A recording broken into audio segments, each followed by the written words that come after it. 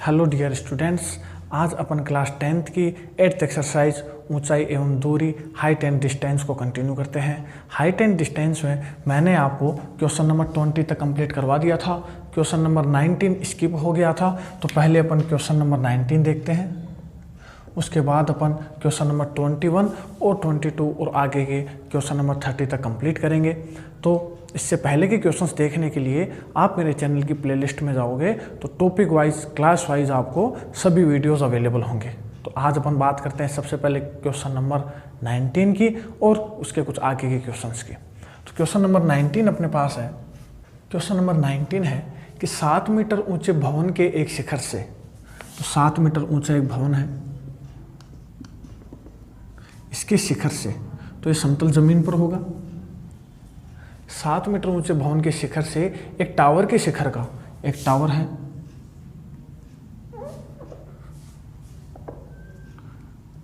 इसके टावर के शिखर का उन्नयन कोण अपने पास दे रखा है। 7 मीटर ऊंचे भवन के शिखर से एक टावर के शिखर का उन्नयन कोण 60 डिग्री है। तो इसके शिखर का उन्नयन कोण कितना दे रखा है अपने को। तो यहाँ से पहले सीधा देखेंगे, फिर अपन 60 डिग्री देखेंगे। तो यहाँ से पहले यहाँ पर अपन खड़े हैं, तो यहाँ से पहले सीधा देखा, फिर जितना ऊपर देखा वो कोण कितना दे रखा, उन्नयन कोण 60 डिग्री। और इसके पाद का अवनमन कोण कितना दे रखा है अपने को, 45 डिग्री। आगे पढ़ो, टावर की ऊंचाई ज्ञात कीजिए। तो टावर की ऊंचाई अपने को ज्ञात करनी है। तो इसको अपन नाम दे देते हैं AB और टावर को नाम दे देते हैं CD। तो यहाँ पर भवन जो है, यहाँ पर लिख देना सबसे पहले कि माना AB 7 मीटर ऊंचा एक भवन है तथा CD H ऊंचाई का एक टावर है। ठीक है, तो और क्या लिख दोगे कि ये जो अपने पास भवन है, भवन के शिखर से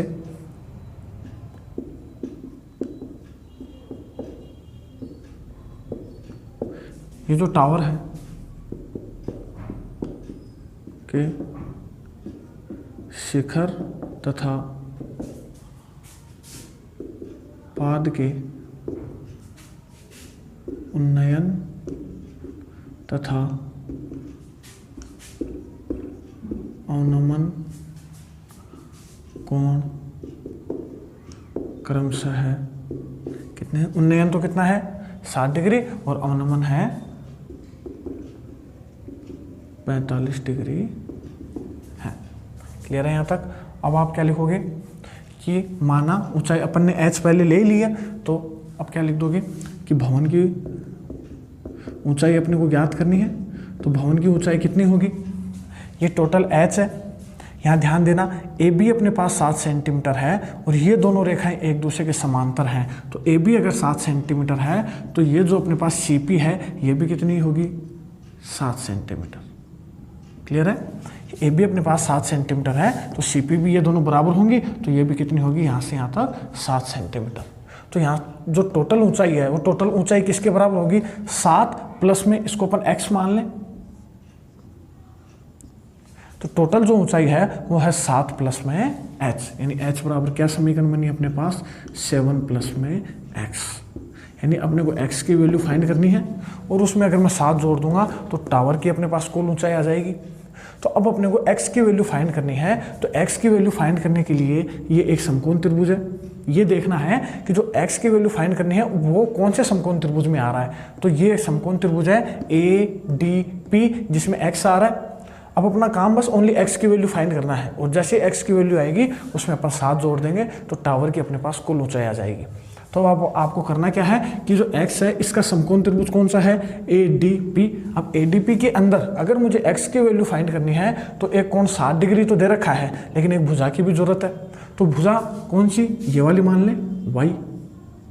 तो तो अगर मुझे y का पता चल जाए, y की वैल्यू पता चल जाए, तो मैं x की वैल्यू फाइंड कर सकता हूँ लाल बटा कक्का लगा के। तो अब अपने को y की वैल्यू अगर फाइंड करना है तो कौन सा समकोण त्रिभुज लेना पड़ेगा? APC। APC के अंदर एक भुजा की लंबाई दे रखी है, तो अपन y की वैल्यू फाइंड कर सकते हैं। जैसे ही अपने पास y की वैल्यू आएगी तो ये कौन दे रखा है, एक भुजा की वैल्यू आ जाएगी, तो x की वैल्यू निकाल लेंगे। तो x की वैल्यू निकालने के लिए पहले किसकी वैल्यू चाहिए अपने को? y की। तो y की वैल्यू निकालने के लिए कौन सा समकोण त्रिभुज लेना पड़ेगा? APC। समकोण त्रिभुज तो और भी है इसमें, जैसे ABC भी एक समकोण, लेकिन इसका कोई यूज नहीं है। यूज कौन से का है? APC और ADP। तो पहले कौन सा समकोण त्रिभुज लेंगे? APC। उससे तो किसकी वैल्यू निकालेंगे? y की। फिर लेंगे अपन ADP, उससे किसकी वैल्यू निकालेंगे अपन? x की। x की वैल्यू आते यहाँ रख देंगे और अपना टावर की क्या आ जाएगी? ऊंचाई। क्वेश्चन क्लियर है सभी को? तो अब अपन सबसे पहले बताओ अब कौन सा त्रिभुज लेंगे, किसकी वैल्यू निकालनी है? y की। y की वैल्यू निकालने के लिए त्रिभुज लेंगे APC। त्रिभुज APC में समकोण और जरूर लगा देना इसके आगे, समकोण त्रिभुज APC में थीटा के सामने वाला तो लंब और ये लंब तो ये आधार, तो यानी लंब बटा आधार क्या होता है? tan theta. तो tan थीटा की वैल्यू है इसमें 45 डिग्री, लंब की वैल्यू है अपने पास 7 और आधार की वैल्यू है y। लंब और आधार अच्छे से चूज करना, थीटा के सामने वाला लंब लेना है, बचा हुआ आधार। tan 45 होता है अपने पास 1 7 बटा y, यानी y को 1 से गुणा करेंगे तो y की वैल्यू कितनी आ गई? 7 मीटर। अपने पास y की वैल्यू आ गई तो अपन अब x की वैल्यू इजीली फाइंड कर सकते हैं। तो अब x की वैल्यू फाइंड करने के लिए अपन कौन सा त्रिभुज लेंगे? समकोण त्रिभुज। y की वैल्यू आ गई तो अब x की वैल्यू निकालने के लिए ADP। तो समकोण त्रिभुज ADP में अपन क्या बोलेंगे? आधार और लंब काम आ रहा है, तो आधार और लंब के लिए अपन क्या लगाएंगे? tan theta. तो tan 60 बराबर लंब का मान है अपने पास x और आधार का मान है y। tan 60 अपने पास होता है √3 x बटे में y। तो यानी अपने को x की वैल्यू फाइंड करनी है, तो x बराबर कितना हो जाएगा? y भाग में है, इधर आकर गुणा में, यानी y√3। ये क्वेश्चन कितनी आ गई? तो पहले समकोण त्रिभुज से y की वैल्यू आई, दूसरे समकोण त्रिभुज से दूसरे समीकरण आ गई, तो समीकरण 1 से y का मान किस में रख देंगे? समीकरण 2 में। क्लियर है?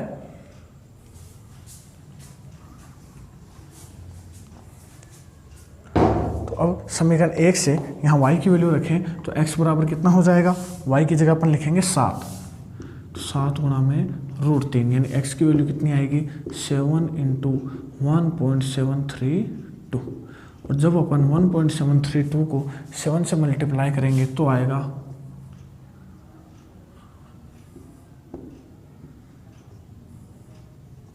12.124 मीटर। x की वैल्यू आ गई अपने पास। ये जो x का मान है वो किस में रख देंगे? समीकरण 1 में। तो x का मान किस में रखने पर? समीकरण 1 में।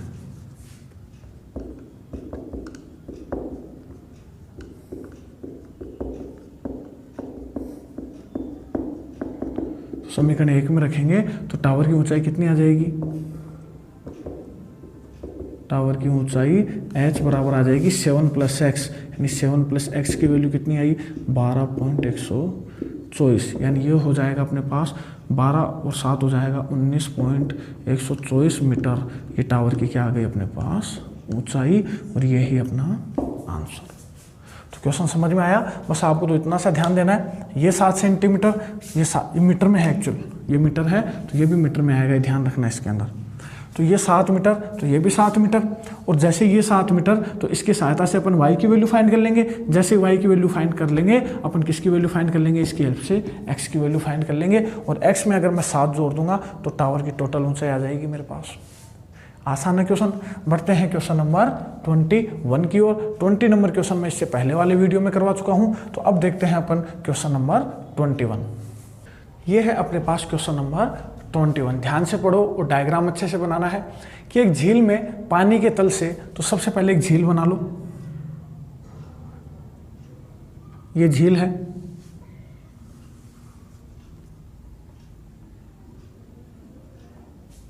इसके पानी के तल से 20 मीटर ऊंचे एक बिंदु, तो इस यहां से तल से 20 मीटर ऊंचा एक बिंदु है ए।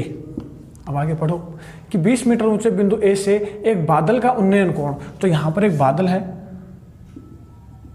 इसका उन्नयन कोण, तो यहां से बादल का उन्नयन कोण, तो यहां से पहले तो कहां देखेंगे अपन, सीधा, और सीधे से जितना ऊपर देखेंगे वो अपना बादल का क्या कहलाएगा, उन्नयन कोण कहलाएगा। तो वो उन्नयन कोण कितना दे रखा अपने को, 30 डिग्री। अब आगे पढ़ो, 30 डिग्री है। ये थी झील में बादल का प्रतिबिंब। अब यहां से ये थी झील की सतह, ये सतह थी अपने पास, यहां से अपन ने सीधा देखा। तो अब एक चीज ध्यान रखना कि ये जो बादल है, ये जो बादल है, ये अपन यहां से सतह से, पानी की सतह से जो बादल है, ये अपन h ऊंचाई का मान लें। तो अब ये जो बादल इस पानी की परछाई में दिखेगा, तो आप एक चीज बताओ कि ये जो बादल अपने को दिखेगा, ये बादल जो है ये अपने को पानी की सतह में दिखेगा, तो जो जितनी ऊंचाई के ऊपर ये बादल है उतनी ही नीचाई के अंदर अपने को उसमें दिखेगा। कहने का मतलब है, अगर आपके पास एक पानी की बाल्टी भरी हुई है, उसके अंदर आप अपना चेहरा देखते हो, तो जैसे जैसे चेहरे को ऊपर ले जाते हो तो उस परछाई के अंदर भी चेहरा नीचे जाता दिखता है। जैसे जैसे आप जो पानी की बाल्टी में अपने चेहरे को पास में लाते हो, तो उसमें भी वो चेहरा पास में आता हुआ दिखाई देता है। तो ये सिस्टम यहाँ पर आपको अप्लाई करना है कि जो बादल है ये जितनी ऊंचाई के ऊपर, सतह से जितनी ऊंचाई के ऊपर है, उतनी ही नीचाई के अंदर, उसके अंदर दिखाई देगा अपने को, झील के अंदर। तो यानी ये अगर h ऊंचाई के ऊपर है तो इसका प्रतिबिंब यहाँ सतह से कितनी नीचाई पे दिखाई देगा, ये मान लो यहाँ पर इस बादल का प्रतिबिंब है, तो ये प्रतिबिंब जो है यहां से नहीं देखना अपने को कहां से देखना, ए बिंदु से। तो ए बिंदु से इस प्रतिबिंब को देखेंगे अगर अपन, तो ये जो सतह से अगर ये h ऊंचाई पर है, तो ये वाली ऊंचाई भी कितनी होगी, h होगी कि नहीं होगी। चीज समझ में आई। ये थी अपने पास पानी की सतह, यहां से अपने को दिमाग लगाना है। वापस बता देता हूं मैं एक बार, ये पानी की सतह थी, यहां से एक ए बिंदु है 20 मीटर ऊंचा, यहां से एक बादल को देखने पर, यहां से अपन देख रहे हैं तो यहां से पहले सीधी रेखा खींचेंगे, यहां से सीधी रेखा खींची, तो यहां से एक बादल को देखने पर उन्नयन कोण है 30 डिग्री। उस बादल की जो परछाई है, तो ये पानी की सतह के अंदर ये h ऊंचाई के ऊपर अगर बादल है, तो h ऊंचाई नीचे वो बादल परछाई दिखेगी कि नहीं।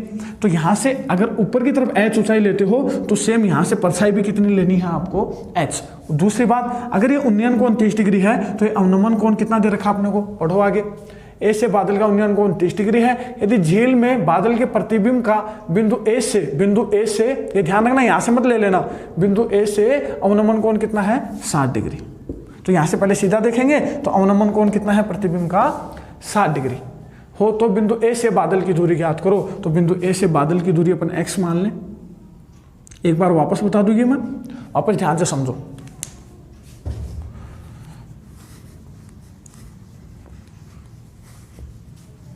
सबसे पहले वो क्या बोल रहा है कि एक पानी की सतह से, तो सबसे पहले तो एक आप पानी की सतह बना लो।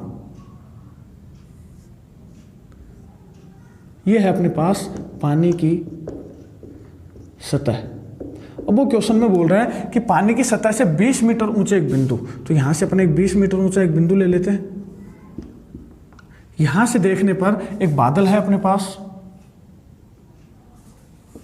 इस बादल को देखने पर, यहां से एक बादल को देखने पर, तो यहां से पहले तो आप कहां देखोगे, सीधा देखोगे। थोड़ा बादल को इधर बना लेते हैं। इस बादल को अगर आप देखोगे तो इस बादल का उन्नयन कोण कितना दे रखा अपने को, 30 डिग्री। बादल का उन्नयन कोण दे रखा अपने को 30 डिग्री। अब ये जो बादल है ये पानी की सतह थी, सतह को मत भूल जाना, ये तो सीधी रेखा है, इससे ज़्यादा कंफ्यूजन मत होना। यहाँ से ये पानी की जो सतह है, ये जो बादल है ये पानी की सतह से जितना ऊपर है उतना ही पानी की सतह के अंदर ये बादल दिखाई देगा। तो यानी अगर ये बादल पानी की सतह से h ऊंचाई के ऊपर है, तो ये h ऊंचाई नीचे परछाई के अंदर दिखाई देगा। यानी यहाँ पर अगर ये बादल है तो ये ऊंचाई अगर h है तो ये भी कितनी होगी, h होगी। बस ये आपको समझना है। ये पॉइंट अपन मान लेते हैं कि यहाँ पर अपने को बादल दिखाई दे रहा है, कहाँ से, बिंदु ए से, और इसका अवनमन कोण दे रखा है बिंदु ए से। ये ध्यान से पढ़ना, इसमें क्वेश्चन में देखो क्लियर दे रखा है कि यदि झील में बादल के प्रतिबिंब का बिंदु ए से अवनमन कोण, तो बिंदु ए से अवनमन कोण, ये ध्यान रखना। तो बिंदु ए से अवनमन कोण कितना दे रखा अपने को, 60 डिग्री। अब आगे पढ़ो, तो बिंदु ए से बादल की दूरी ज्ञात करो। तो बिंदु ए से बादल की दूरी अपन क्या मान लेते हैं, x। क्वेश्चन अब समझ में आया? फिर भी समझ में नहीं आता है तो आप क्वेश्चन को रिवाइंड करो, थोड़ा पीछे जाओ और वापस से इसको समझो, एक बार 2 बार अच्छे से समझो इसको। तो यहाँ से ही अगर अपन x मान लें तो अब आपको ध्यान देना है कि ये एक समकोण त्रिभुज है, ये 20 मीटर है, तो ये भी यहाँ से, ये टोटल तो अपने पास h है, यहाँ से ये 20 मीटर है, तो ये भी कितनी होगी, यहाँ से यहाँ तक 20 मीटर होगी। नाम जरूर दे देना इनको, A B, इस पॉइंट को नाम दे देना C D, कुछ भी नाम दे सकते हो, E, इस तरीके से आप इनको नाम दे देना और इसको नाम दे देना F।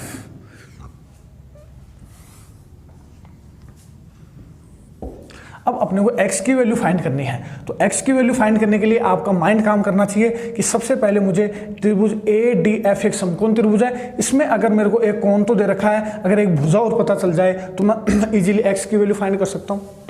तो x की वैल्यू फाइंड करने के लिए मुझे या तो AF पता चल जाए या DF पता चल जाए, दोनों में से अगर एक भुजा पता चल जाए तो मैं लाल बट्टा कक्का से x की वैल्यू फाइंड कर लूंगा, जो कि उसने मेरे से पूछी है।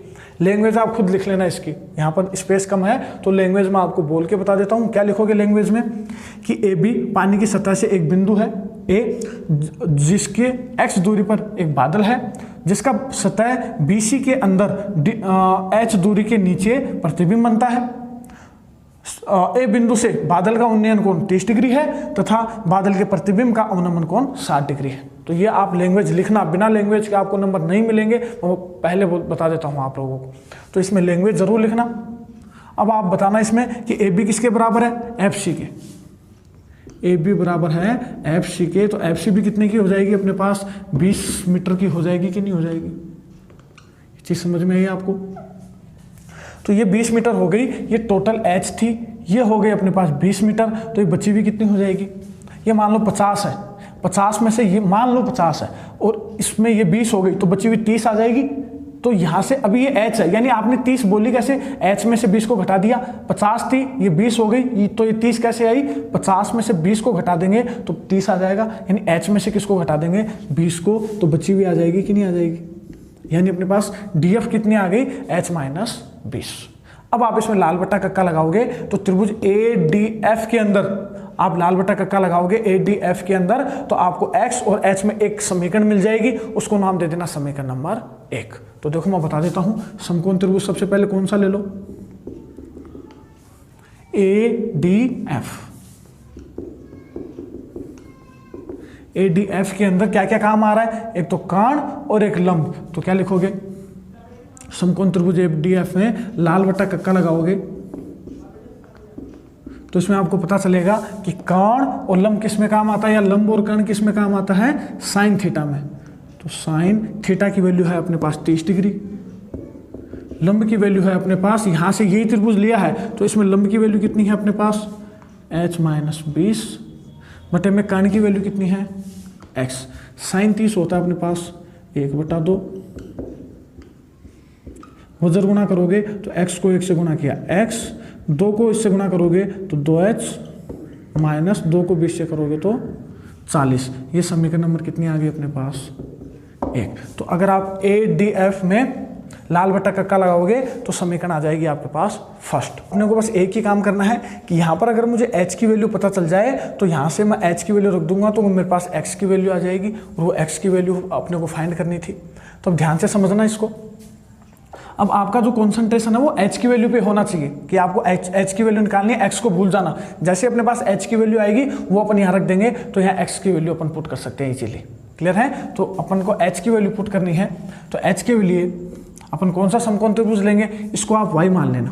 ध्यान से देखना, अब अपन वापस से ADF लेंगे, क्यों लेंगे, ताकि अपन h की वैल्यू फाइंड कर सकें। तो उसके लिए इसको कितना मान लेना, AF को, या AF को AF ही लिख देना, कोई इश्यू नहीं है। आप चाहो तो y मान लो, चाहो तो AF को AF ही लिख देना। तो अपन कौन सा समकोण त्रिभुज लेंगे, वापस से ADF।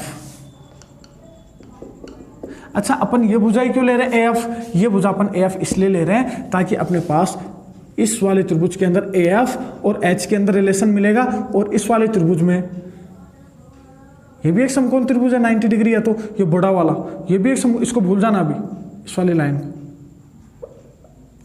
तो ये वाला जो त्रिभुज है AFE, ये भी एक समकोण त्रिभुज है। तो इस AFE और त्रिभुज ADF के अंदर H और AF के अंदर, चलो इसको Y मान लो, तो त्रिभुज ADF में Y और H में रिलेशन मिलेगा, समीकरण मिलेगी। दूसरा AFE में भी Y और H में अपने को समीकरण मिलेगी। दोनों समीकरणों को सोल्व करके अपने H की वैल्यू फाइंड कर लेंगे और H की वैल्यू यहाँ रख देंगे, तो किसकी वैल्यू आ जाएगी? X की। बस आपको इतना ही समझना था। मैं कहना क्या चाह रहा हूं कि ये वाला त्रिभुज अपन वापस इसलिए लेंगे ताकि अपने पास Y और H में रिलेशन मिल जाए, समीकरण मिल जाए। दूसरी समीकरण मिलेगी Y और H में, वापस से दोनों को अपन सोल्व करके H की वैल्यू निकाल लेंगे। उस H की वैल्यू को यहाँ रख देंगे, तो किसकी वैल्यू आ जाएगी? X की। तो सबसे पहले कौन सा त्रिभुज लेंगे अपन? ADF। तो ADF में H की वैल्यू निकालनी है, तो लंब काम आ रहा है और एक आधार काम आ रहा है। तो सबसे पहले क्या लिखेंगे इसमें? लंब और आधार काम आ रहा है, तो tan थीटा, थीटा की वैल्यू कितनी है अपने पास? 30 डिग्री। लंब की वैल्यू है H - 20 और आधार की वैल्यू है Y।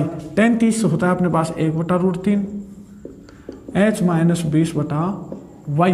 वो जब गुणा करेंगे तो Y को 1 से गुणा किया Y, √3 को इससे गुणा करेंगे तो √3 गुणा H - 20। ये समीकरण नंबर कितनी आ गई अपने पास? 2। ये समीकरण किस में आई? Y और H में। अब अपन कौन सा त्रिभुज लेंगे? त्रिभुज AFE में। इसमें एक थीटा के सामने वाला पूरा लंब, तो लंब कितना हो जाएगा? ये यहां से यहां तक H, ये 20, तो टोटल लंब कितना हो जाएगा अपने पास?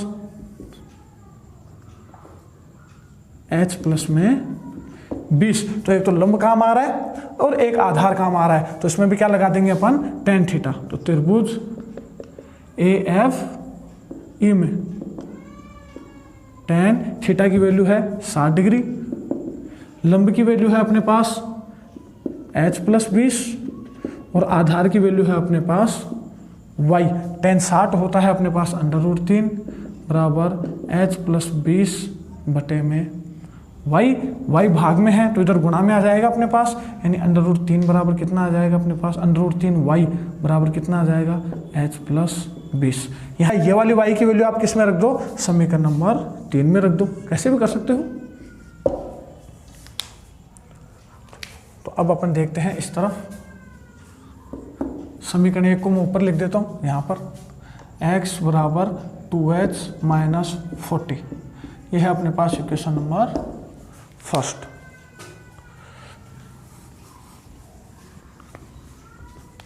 तो अब जब आप समीकरण 2 से y की वैल्यू समीकरण 3 में रखोगे, समीकरण 2 से y का मान समीकरण 1 में रखने पर, तो समीकरण 1 में जब आप समीकरण 2 में, समीकरण 2 से y का मान किस में रखने पर? समीकरण 3 में रखने पर, समीकरण 3 में y का मान रखेंगे तो √3 y की जगह कितना आ जाएगा? √3 इंटू में H - 20। इसको बड़ा ब्रैकेट कर देना, बराबर आ जाएगा अपने पास y की वैल्यू, अपन ने ये वाली y की वैल्यू यहाँ रख दी, तो बराबर में कितना है? H + 20। √3 को √3 से गुणा करोगे 3, H - 20 बराबर में आ जाएगा H + 20। 3 को अंदर गुणा करोगे तो 3H - 60 H + 20। प्लस का 60 माइनस का 60 उधर जाएगा तो प्लस में, और प्लस का H इधर आएगा माइनस में। माइनस का 60 उधर गया, किस में बदल जाएगा? प्लस में। ये हो जाएगा अपने पास 2H बराबर 80, यानी H की वैल्यू कितनी आ जाएगी? 80/2 यानी 40, यानी H की वैल्यू कितनी आ गई अपने पास? 40। और ये जो H की वैल्यू आई है ये अपन किस में पुट कर देंगे? समीकरण नंबर 1 के अंदर। तो समीकरण 1 में अपन H की वैल्यू पुट करें तो समीकरण बनेगी x बराबर 2 गुणा में H की जगह कितना आ जाएगा? 40 माइनस में 40, यानी x बराबर कितना हो जाएगा? 80 - 40 यानी 40। यानी आप मुझे ये बताओ कि ये जो बादल था इसकी बिंदु A से दूरी कितनी आ गई? 40 मीटर, और यही अपना क्या होगा? आंसर। तो इसको ध्यान से करो अच्छे से, इंपॉर्टेंट क्वेश्चन है और यही अपने को फाइंड करनी थी। क्लियर है ये क्वेश्चन? वापस से रिकैप दो थोड़ा। देखो करना क्या है इसमें, सबसे पहले आपको ट्राइंगल लेना है ADF। ADF में आपने देखा कि मुझे x ज्ञात करना है, ये h माइनस बी है, तो x और h माइनस बी में लाल बट्टा कक्का से समीकरण 1 निकाल लोगे। फिर आपको देखना है कि समीकरण 1 में अगर मुझे h की वैल्यू पता चल जाए तो मैं वो h की वैल्यू रख दूंगा, तो मेरे पास x की वैल्यू आ जाएगी जो उसने पूछी है। तो h की वैल्यू निकाल, अब आप कॉन्सेंट्रेट करना h की वैल्यू पे। तो h की वैल्यू निकालने के लिए आप इसको y मान लो। ये भुजा इसलिए लेना जरूरी है क्योंकि ये भुजा इसमें भी काम आ रही है और ये भुजा इसमें भी काम आ रही है। तो इस समीकरण, इस त्रिभुज की जो समीकरण बनेगी उसमें जो y की वैल्यू होगी, इस त्रिभुज से जो समीकरण बनेगी इसकी y की वैल्यू अपन उसमें रख देंगे तो अपना h की वैल्यू आ जाएगी। इसलिए जो हमेशा ये ध्यान रखना, जो कॉमन भुजा होती है जो दोनों त्रिभुजों में काम आ रही है वो अपन लेते हैं। तो ये भुजा अपन ने ली, तो ये है y, ये था h, तो y और h में समीकरण नंबर कितनी बनाई अपन ने? समीकरण नंबर 2। फिर y और h में समीकरण नंबर कितनी बनाई? ये वाले त्रिभुज से समीकरण नंबर 3। और अपन ने 2 और 3 को सोल्व किया तो h की वैल्यू आ गई। उस h की वैल्यू को अपन ने वापस समीकरण 1 में पुट कर दिया तो अपने पास किसकी वैल्यू आ गई? x की, जो कि अपन से पूछी थी। वापस से एक बार देख लो, एक बार और देख लो। मैं देखो आपके लिए मेहनत कर रहा हूँ, आपको अच्छे से मेहनत करके एग्जाम में परफॉर्म करके आना है। तो देखो इस क्वेश्चन को, आपको करना क्या था? ये थी पानी की सतह, यहाँ से यहाँ तक थी पानी की सतह। आपको करना क्या है? सबसे पहले x और h में रिलेशन निकालना है लाल बट्टा कक्का से। ऐसे ध्यान रखो कि मुझे x और h में समीकरण 1 निकालनी है, फिर h और y में समीकरण नंबर 2 निकालनी है, और फिर y और h में समीकरण नंबर 3 निकालनी है। 2 और 3 को सोल्व करके मैं h की वैल्यू निकालूंगा। उस h की वैल्यू को मेरे को पुट कर देना है समीकरण 1 में, तो किसकी वैल्यू आ जाएगी अपने पास? x की, जो कि उसने अपन से पूछी थी। क्लियर है क्वेश्चन? बढ़ते हैं क्वेश्चन नंबर 22 की ओर। 22 कि एक नदी के एक पुल के, तो एक नदी है तो अपन सबसे पहले एक नदी बना लेते हैं ए बी, जिसका एक किनारा ये है और एक किनारा बी है। अब आगे पढ़ो। एक नदी के एक पुल के, इसके ऊपर से एक पुल जा रहा है कि एक बिंदु से नदी के सम्मुख किनारों, तो इसके ऊपर से एक पुल जा रहा है, तो अपन मान लेते हैं कि इसके ऊपर से ये इस तरीके से एक क्या जा रहा है? पुल जा रहा है। तो पुल के किसी बिंदु से इसके किनारों का अवनमन कोण दे रखा है। नदी के किनारों का अवनमन कोण कितना दे रखा है? तो यहाँ से जिस बिंदु से अवनमन कोण अपने को दे रखा है, अब ये मत बोलना कि सर अपन ने एक क्वेश्चन किया था वो नदी वाला, उसमें अपन ने पुल यहाँ से यहाँ तक लिया था। अब यहाँ से यहाँ भी ले सकते हो, कोई प्रॉब्लम नहीं है। अगर आप पुल यहाँ से यहाँ तक लेते हो तो अपन त्रिभुजाकार लेंगे, इस तरीके से भी ले सकते हो। अपन ने क्वेश्चन किया था नदी का आयव्यय के अंदर, उसमें अपन ने ये नदी ली थी और इस तरीके से उस पर पुल बना दिया था। 150 मीटर उसका टोटल था, तो 75 करके अपन ने उस क्वेश्चन को सोल्व किया था। सेम उसी जो क्वेश्चन की तरह है ये भी। क्वेश्चन क्या बोल रहा है वापस से पढ़ो। क्वेश्चन में अपने को बोल रहा है कि एक नदी के पुल, ये पुल हो गया अपने पास के एक बिंदु से, तो अपन ये बिंदु ले लेते हैं, बिंदु से नदी के किनारों के अवनमन कोण। अब ये बिंदु मध्य बिंदु नहीं है, वहां तो मध्य बिंदु दे रखा था, यहाँ ये मध्य बिंदु नहीं है, यहाँ कोई भी बिंदु है। ये तो कोई भी बिंदु है तो अपन मध्य बिंदु मत ले लेना इसको। तो यहाँ से अपन देख रहे हैं, तो यहाँ से नदी का अवनमन कोण, तो यहाँ से देखने पर, तो यहाँ से पहले तो कहाँ देखेंगे? सीधा। तो ये गलती मत कर देना, सबसे पहले आपको सीधा देखना है। ये अगर सीधा देखोगे तो पहले जो किनारा है उसका अवनमन कोण दे रखा है अपने को 30 डिग्री, और दूसरा जो अवनमन कोण है वो दे रखा है अपने को 45 डिग्री। अब ये दोनों रेखाएं एक दूसरे के समांतर हैं, ये रेखा इनको ऐसे कट कर रही है, अभी इसको भूल जाओ। ये देखो, ये रेखा इनको ऐसे कट कर रही है, दोनों समांतर रेखाएं, 30 रेखा कट कर रही है, तो ये 30 डिग्री, तो ये भी कितने का होगा? 30 डिग्री। सेम प्रोसेस यहाँ पर ये कोण 45 डिग्री है, तो ये दोनों रेखाएं समांतर, 30 रेखा कट कर रही है, तो ये कोण भी कितने का? 45 डिग्री। अब आगे पढ़ो। यदि पुल किनारों से 4 मीटर की ऊंचाई पर हो, यदि पुल, ये ऊंचाई कितनी दे रखी है इसकी? 4 मीटर। अब ध्यान रखना, अपन किसी भी चीज़ की ऊंचाई लेते हैं, अगर अपने पास ये दोनों रेखाएं हैं, अगर ये मान लो अपने कमरे का नीचे फर्श है और ये छत है, मैं पूछूं तुमसे इनकी बीच की वो बताओ, ऊंचाई बताओ, छत की ऊंचाई बताओ, तो आप सीधी तो ऊंचाई लोगे, ऐसा थोड़ी है कि टेढ़ी ऊंचाई मानोगे। तो जब भी सीधी ऊंचाई लोगे तो ये जो ऊंचाई है ये हमेशा फर्श के साथ 90 डिग्री का कोण बनाती है। तो यहाँ ध्यान रखना कि ये जो है ये अपने को ऊंचाई दे रखी है। किसकी ऊंचाई दे रखी है? पुल की ऊंचाई दे रखी है। तो ऊंचाई हमेशा सतह के साथ कितने डिग्री का कोण बनाती है? 90 डिग्री का। तो ये भी समकोण है और ये भी क्या है? समकोण है। तो अब आगे पढ़ो।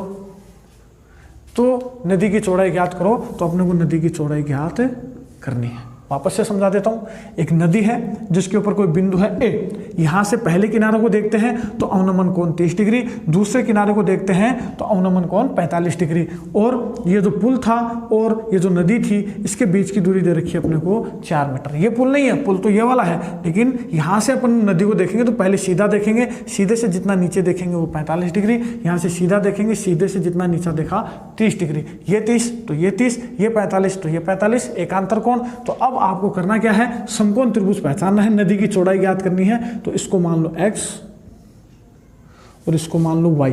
अब आपके मन में ये क्वेरी आएगी, सर इसको x क्यों नहीं माना? इसको x और x तब मान सकते हो जब ये जो त्रिभुज हो ये समद्विबाहु त्रिभुज हो। समद्विबाहु त्रिभुज होगा तो अपन इसको x मान सकते हैं, नहीं तो नहीं मान सकते। क्यों नहीं मान सकते? क्योंकि आपको मैं ये पढ़ाने वाला हूं कि जो समद्विबाहु त्रिभुज होता है उसके शीर्ष से निकलने वाली रेखा, शीर्ष से डाला गया लंब सामने वाली भुजा को बराबर भागों में बांटता है, लेकिन वो किस में लागू होता है? समद्विबाहु त्रिभुज में। और ये समद्विबाहु त्रिभुज नहीं है, ये जो ए है ये मध्य बिंदु नहीं है, मध्य बिंदु नहीं है तो ए, और इसको और कुछ नाम दो, ए तो अपन दे चुके हैं, इसको सी नाम दो। तो ए सी बराबर नहीं है किसके? सी बी के, और ए सी सी बी के बराबर नहीं है, तो यहाँ पर ये समद्विबाहु त्रिभुज नहीं है, समद्विबाहु त्रिभुज नहीं है तो ये दोनों बराबर नहीं होंगी, ये एक्स और वाई अलग अलग होंगी। बात समझ में आई ये चीज? तो यहाँ नदी की चौड़ाई अपन क्या मान लें? टोटल अपन नदी की चौड़ाई मान लेते हैं, h मान लो, कुछ भी मान लो। तो यहाँ पर आप लैंग्वेज क्या लिखोगे कि माना ए बी एक नदी है जिसके किनारों का बिंदु C से अवनमन कोण 30 डिग्री व 45 डिग्री है। ये मैंने डी नाम दे दिया है इस पॉइंट को, ये आप इसको डी नाम दे देना, ध्यान रखना इसके अंदर। 30 डिग्री व 45 डिग्री है। अगर आपको कोई भी चीज़ समझ में नहीं आती है, थोड़ा मैं अगर फास्ट बोल रहा हूँ तो आप वीडियो को पीछे ले जाके एक बार ज़रूर देख लें और मुझे कमेंट बॉक्स में ज़रूर बताएं, ताकि नेक्स्ट वीडियो में मैं उसको प्रोसेस में ला सकूँ। अब ये 30 डिग्री है, ये 45 डिग्री है, अपने को x की वैल्यू चाहिए, y की वैल्यू चाहिए। x की वैल्यू और y की वैल्यू को अगर अपन जोड़ देंगे तो उसकी नदी की टोटल चौड़ाई आ जाएगी अपने पास। तो नदी की चौड़ाई ज्ञात करने के लिए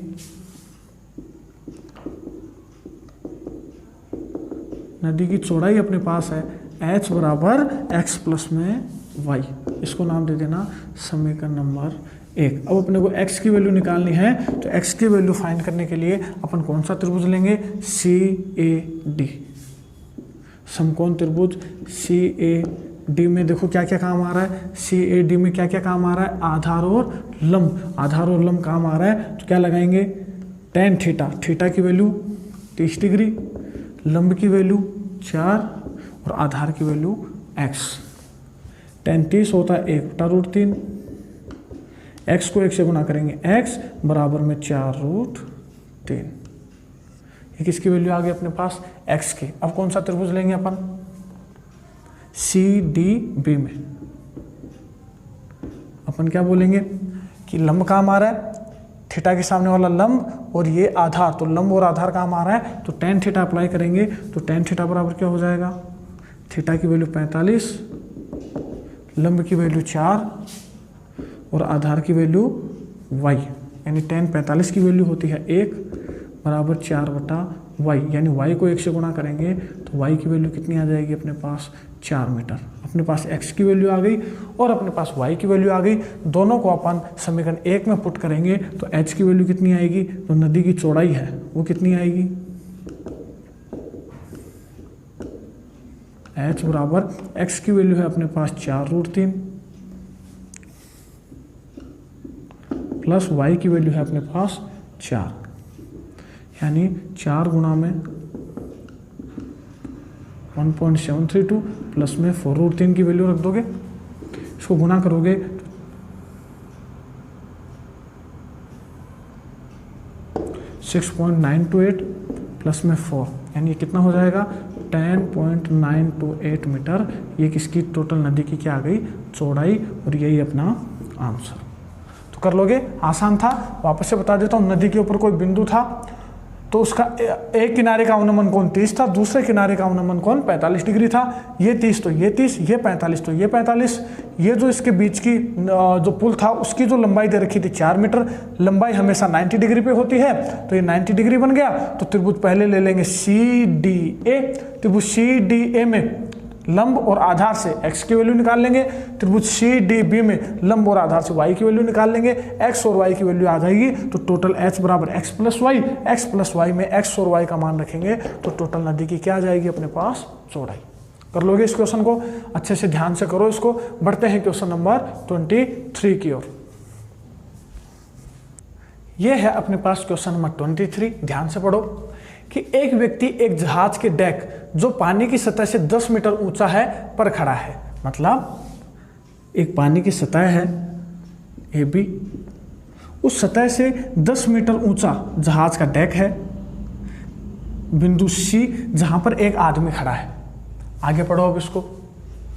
यदि वह पहाड़ी के शिखर का उन्नयन कोण, अब आगे की तरफ एक पहाड़ी है, तो यहां से वो जो सिर पर पानी की डेक के ऊपर जो आदमी खड़ा था वो सामने की ओर देखता है, तो पहाड़ी के शिखर का उन्नयन कोण, तो पहले यहां से तो वो कहां देखेगा, सीधा, तो सीधा देखता है और फिर ऊपर देखता है, तो उस पहाड़ी के शिखर का उन्नयन कोण तो दे रखा है अपने को 60 डिग्री, तथा आधार का अवनमन कोण दे रखा है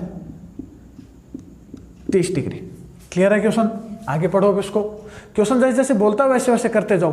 तो जहाज से पहाड़ी की दूरी x तथा पहाड़ की ऊंचाई यानी h मान लें, h ज्ञात करो। यानी इसमें दो चीजें अपन से पूछी है कि जहाज से पहाड़ी की दूरी और पहाड़ी की ऊंचाई ज्ञात करो। तो ध्यान से एक बार मैं वापस बता देता हूं, वापस से समझो कि ये पानी की सतह है, पानी की सतह से 10 मीटर ऊंचा एक डेक है जिसके ऊपर एक आदमी खड़ा है। वो आदमी सामने की ओर देखता है तो एक पहाड़ी दिखाई देती है, उस पहाड़ी के शिखर का उन्नयन कोण तो दिखता है 60 डिग्री और अवनमन कोण दिखता है 30 डिग्री। क्लियर है क्वेश्चन? तो पहाड़ी की जहाज से दूरी और पहाड़ी की ऊंचाई ज्ञात करो। तो सबसे पहले तो क्या लिखोगे कि माना, इसको नाम दे देना D पॉइंट, इसको नाम दे देना E पॉइंट। तो क्या लिखोगे कि माना DB एक पहाड़ी है जिसके बिंदु C से उन्नयन तथा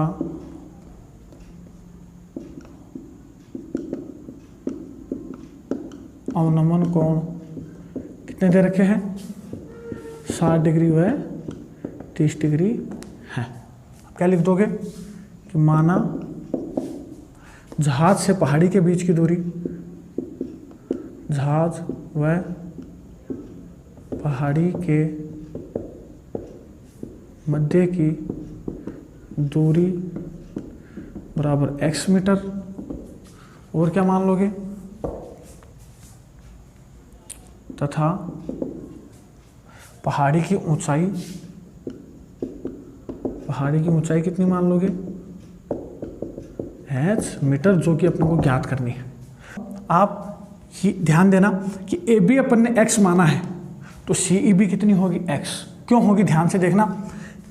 AC जो है वो सीधी है और DB भी जो है सीधी रेखा है, पहाड़ी भी सीधी है और जहाज भी सीधा है, तो ये दोनों रेखाएं एक दूसरे के समांतर होंगी। अगर ये दोनों रेखाएं एक दूसरे के समांतर होंगी तो इनके बीच की दूरी भी बराबर होगी कि नहीं होगी। दो समांतर रेखाओं की लंबवत दूरियां आपस में बराबर होती हैं, तो ये दो समांतर रेखाओं की लंबवत दूरियां आपस में बराबर होंगी। यानी अगर AB x मीटर है तो यानी CEB कितना होगा, x मीटर होगा कि नहीं।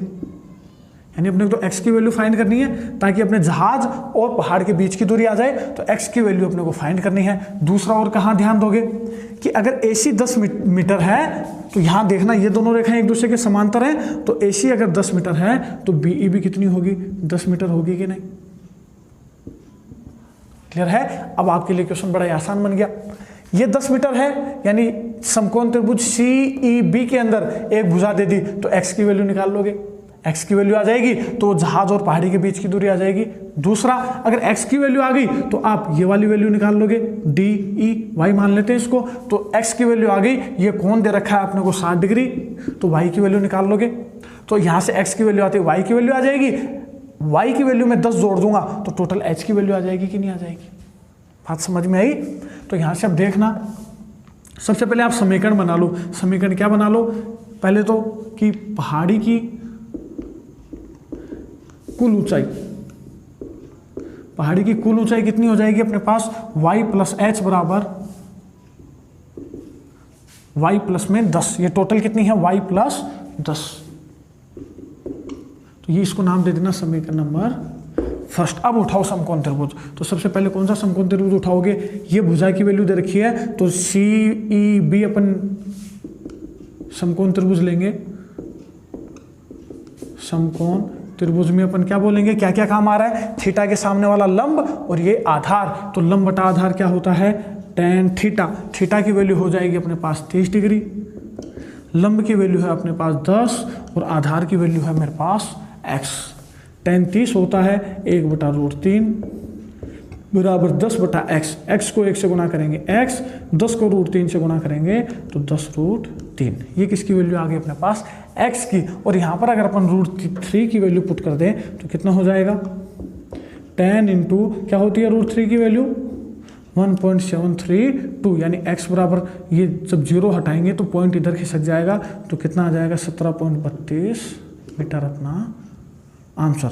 1.732 को 10 से गुना करोगे तो कितना आएगा 17.32 मीटर। यानी अब मैं आपसे पूछूं कि जहाज से पहाड़ी के बीच की दूरी बताओ तो आप कितनी बोलोगे, सर 17.32 मीटर। तो बिल्कुल ही आसान था एकदम।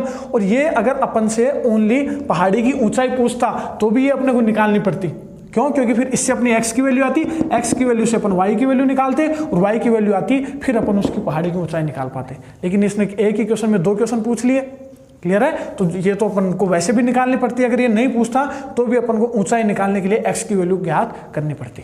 क्लियर है? तो अब अपना एक आंसर तो क्या हो गया कि पहाड़ी से जहाज के बीच की दूरी कितनी हो गई, 17.32। नीचे एक लाइन लिख देना कि पहाड़ी से जहाज के बीच की दूरी कितनी है, 17.32 मीटर।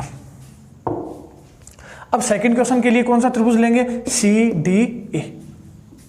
तो समकोण त्रिभुज सी डी ई में अपन क्या क्या काम में लेंगे, एक तो आधार और एक लंब। तो आधार और लंब वही tan थीटा लगाएंगे, यानी tan थीटा की वैल्यू है अपने पास 60 डिग्री, लंब है y और आधार है अपने पास x।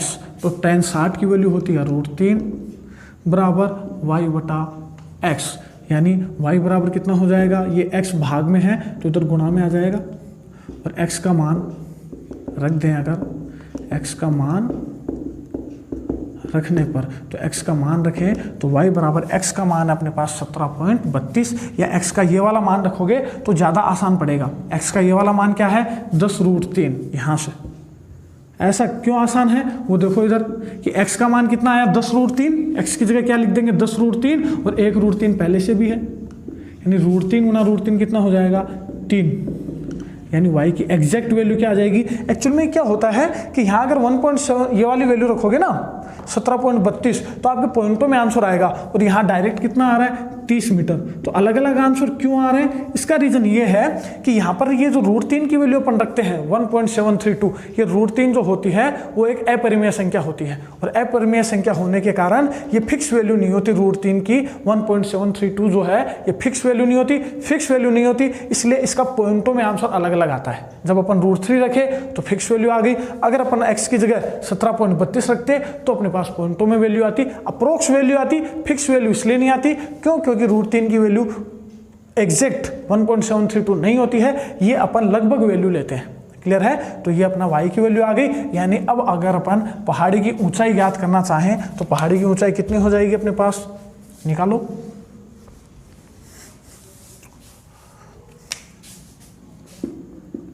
तो पहाड़ी की ऊंचाई h बराबर कितना हो जाएगा, अपन h बराबर y प्लस 10 अपन ने समीकरण बनाई थी एक, याद हो तो शुरुआत के अंदर, ये देखो h बराबर y प्लस 10, यानी समीकरण 1 से यहाँ लिख देना चाहे समीकरण 1 से h बराबर y प्लस 10, तो y की वैल्यू आई अपने पास 30 प्लस 10, यानी h की वैल्यू कितनी हो जाएगी 40 मीटर, यानी जो है पहाड़ी की ऊंचाई कितनी आ गई अपने पास 40 मीटर। तो इम्पोर्टेंट क्वेश्चन है, इस टाइप का क्वेश्चन अपन पहले भी कर चुके हैं, ध्यान से करो इसको। बढ़ते हैं क्वेश्चन नंबर 24 की ओर। तो अब अपन करते हैं क्वेश्चन नंबर 24।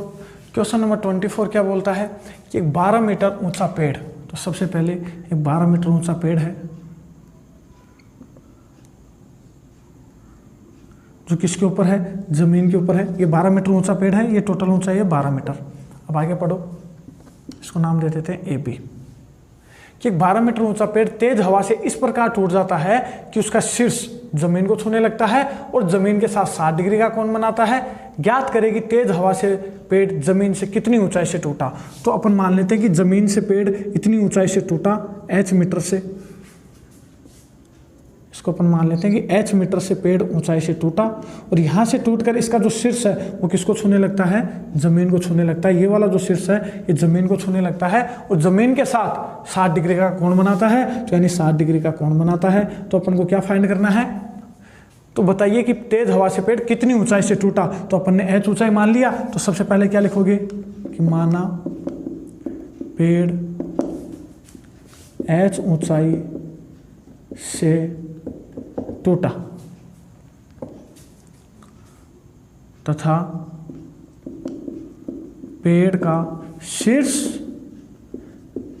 समतल के साथ कितने डिग्री का कोण बनाने लग गया, समतल के साथ 60 डिग्री का कोण बनाता है।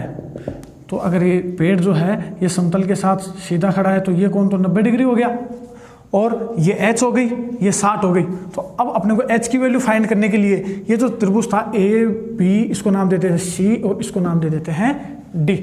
अब अपने को h ऊंचाई ज्ञात करनी है, अपने को बताना है कि पेड़ कितनी ऊंचाई से टूटा, तो h का मान अपने को ज्ञात करना है। h का मान अगर अपने को ज्ञात करना है तो त्रिभुज समकोण त्रिभुज BCD में एक कोण तो दे दिया, इन दोनों में से एक भुजा भी पता होनी चाहिए। तो इन दोनों को में से अपने को एक भुजा ज्ञात करने के लिए ध्यान देना, ये टोटल कितना था 12 मीटर। अपन इस टाइप का क्वेश्चन पहले कर भी चुके हैं, क्वेश्चन नंबर 12, आप अच्छे से देख लेना उस क्वेश्चन को, सेम क्वेश्चन है बस चीजें अलग अलग पूछी है उसने। ये टोटल था अपने पास 12 मीटर, ये हो गया h, मान लो h की जगह होता 5, तो ये बची भी कितनी आ जाती, 12 में से अगर इस 5 को घटा देंगे तो कितनी आ जाएगी, बची भी आ जाएगी अपने पास 7 मीटर। किया क्या अपन ने, 12 में से यानी बड़ी वाली में से अगर छोटी वाली को घटा दें तो बची हुई आ जाती है।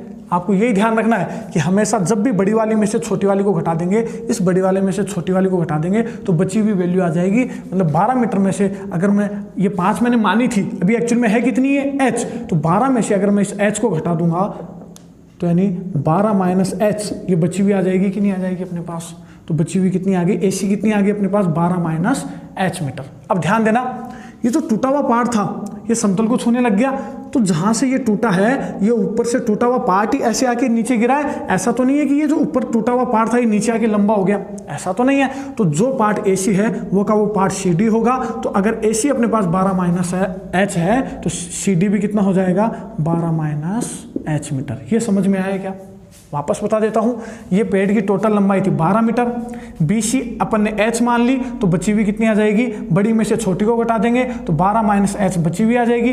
AC अपने पास 12 माइनस h थी तो AC पार्ट ही टूट कर नीचे गिरा था, तो अगर AC 12 माइनस h है तो CD भी कितनी आ जाएगी अपने पास 12 माइनस h। तो अगर अपने पास CD 12 माइनस h है तो अब देखो, एक तो इसमें थीटा के सामने वाला लंब काम आ रहा है, एक कर्ण काम आ रहा है, तो दोनों को सोल्व करके लाल बट्टा कक्का लगा के अपन h की वैल्यू फाइंड कर सकते हैं कि नहीं, बस हो जाएगा आपका क्वेश्चन। तो अब आपको समकोण त्रिभुज पहचानना है। समकोण त्रिभुज जो है कौन सा बन रहा है इसके अंदर, BCD, समकोण त्रिभुज BCD में। ये राइटिंग में ऐसे इसलिए लिखता हूँ क्योंकि ये जो है ये आपको अपने मन से लिखनी है, इसलिए मैं फटाफट लिख देता हूँ ये। तो इसमें आपको अपने मन से भी ये चीज़ लिख सकते हो आप। तो अगर कोई चीज़ समझ में नहीं आती है तो घबराना नहीं है, या आपको बताना है उसको कि ये पेड़ जो है इतना ऊंचा था, इतनी ऊंचाई से अपन ने टूटा हुआ मान लिया। तो इस तरीके से आपको बताना है कि BC अपन ने H मानी तो अपने पास AC जो है 12 माइनस H हो जाएगी, और ये जो CD है वो AC के बराबर होगी। तो AC अगर 12 माइनस H है तो CD भी 12 माइनस H होगी, ये उसको बताना पड़ेगा। तो यहाँ लिख देना इसके अंदर कि AC बराबर किसके होगी, CD के। तो कितनी होगी, 12 माइनस H। तो अब आपको क्या क्या अप्लाई करना है, एक तो लंब काम आ रहा है, एक कर्ण काम आ रहा है। तो लाल बट्टा कक्का में जब आप नजर डालोगे तो लंब और कर्ण किस में काम आते हैं, साइन थीटा के अंदर। यानी साइन थीटा की वैल्यू कितनी हो जाएगी, 60 डिग्री। लंब की वैल्यू H, आधार की वैल्यू 12 माइनस H। साइन 60 का मान √3/2 बराबर H बटे में 12 माइनस H। बस यहाँ से सोल्व करके अपने को तो H की वैल्यू फाइंड करनी है। तो यहाँ से 12 माइनस H को √3 से गुणा करेंगे तो √3 गुणा 12 माइनस H बराबर H को 2 से गुणा करेंगे तो 2H। √3 को अंदर गुणा करके H को एक तरफ ले लेंगे। तो √3 को अंदर गुणा करेंगे तो 12√3 माइनस H√3 बराबर 2H। यहाँ से H को एक तरफ लेंगे तो माइनस का H√3 उधर जाएगा, तो 2H तो पहले से है, ये उधर जाएगा तो प्लस का H√3। यहाँ से अपन H कॉमन लेंगे तो 12√3 बराबर, यहाँ से H कॉमन लेंगे तो अंदर बचेगा 2 + √3 इंटू में H। अपने को H की वैल्यू फाइंड करनी है तो 2 + √3 H के साथ गुणा में है तो इधर आकर भाग में बदल जाएगा। इधर बच गया H, यानी H बराबर क्या आ गया अपने पास, 12√3 बटे में 2 + √3। अब बताओ क्या करना चाहिए, अब अपने को इसका परिमेयकरण करना चाहिए। परिमेयकरण कर देंगे तो नीचे से अपने पास 2 + √3 में से √3 हट जाएगा। तो परिमेयकरण करने के लिए किससे गुणा करेंगे, 2 माइनस √3 से, इसका उल्टा चिन्ह लेकर ऊपर और नीचे गुणा कर देंगे, इसी को परिमेयकरण कहते हैं। तो अब 12√3 को 2 से गुणा करेंगे तो H बराबर ये बन जाएगा अपने पास 24√3 माइनस √3 को 12√3 को किससे गुणा करेंगे, √3 से, अपॉन में A + B, A - B क्या हो जाएगा, A² माइनस B²। जब अपन इसको आगे सोल्व करेंगे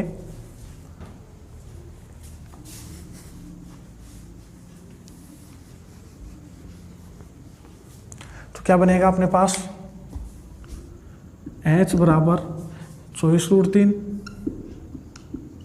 √3 गुणा √3 3, और 3 को 12 से गुणा करेंगे तो 36 अपॉन में 2 का स्क्वायर 4 माइनस √3 का स्क्वायर 3। यानी H बराबर 24 गुणा √3 की वैल्यू होती है 1.732 माइनस में 36 अपॉन में 4 में से 3 को माइनस करेंगे तो अपने पास आ जाएगा 1। H बराबर 24 को 1.732 से मल्टीप्लाई करेंगे तो अपने पास आएगा 41.568 माइनस में 36, और अपॉन में 1 है तो 1 को लिखना ज़रूरी नहीं है। तो H बराबर जब अपन 41.568 में से 36 माइनस करेंगे तो बचेगा 5.568 मीटर अपना आंसर। यानी अब मैं आपसे पूछूं कि बताओ पेड़ की जो टूटा था, जो पेड़ अपना वो कितनी ऊंचाई से टूटा था, तो आप क्या बोलोगे, सर 5.5 से 8 मीटर की ऊंचाई से पेड़ टूटा था। क्लियर है ये क्वेश्चन, अच्छे से करो। क्वेश्चन नंबर सेम 12 की जैसे है। बढ़ते हैं क्वेश्चन नंबर 25 की ओर। ये है अपने पास क्वेश्चन नंबर 25। ध्यान से पढ़ो कि एक राजमार्ग एक मीनार के नीचे से होकर गुजरता है। तो एक राजमार्ग यानी सड़क, तो ये सड़क है जो एक मीनार के नीचे से गुजरती है। तो ये एक मीनार मान लें अपन, मीनार यानी कोई भी बिल्डिंग है। तो पढ़ो इसको, एक राजमार्ग एक मीनार के नीचे से होकर गुजरती है। एक आदमी मीनार के शिखर से, एक आदमी है जो इस मीनार के शिखर पर खड़ा है, यानी ए बिंदु पर खड़ा है। तो यहाँ पर आदमी खड़ा है तो पहले वो कहाँ देखेगा, सीधा देखेगा। आदमी आपको जहाँ मिले वहीं से आप सीधी रेखा बना दो।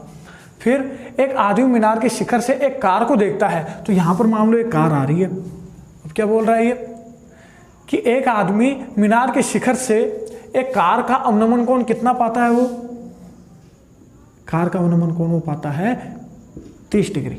अब आगे पढ़ो, 30 डिग्री पर देखता है, वह कार एक समान गति से मीनार की ओर नजदीक आ रही है। वो जो कार थी सी से एक समान गति से नजदीक आ रही है। तो आगे पढ़ो, 6 सेकंड के पश्चात, मान लो 6 सेकंड के पश्चात वो कहाँ पहुंच गई, बिंदु डी पर।